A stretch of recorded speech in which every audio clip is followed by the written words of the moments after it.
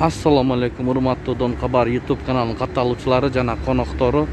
Саламатсыздарбы? 14 ноябрь 2022 жыл Бишкек Московский Советский көчөлөрүнүн кесилишиндеги курс валютарды көргөзүп беребиз. 1 саат мурун киргизгенбиз, туугандар. Дагы киргизип коелу. Бул жерде кичине өзгөрүү болуп атат. Доллар 83.50, евро 87, рубль 1 383. Лайк басып коюңуздар, башка бир туугандар да көрүп калсын.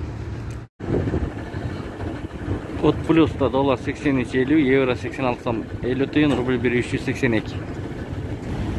Инвесте болсо доллар 83.50, евро 86.80 тыйын, рубль 1 382.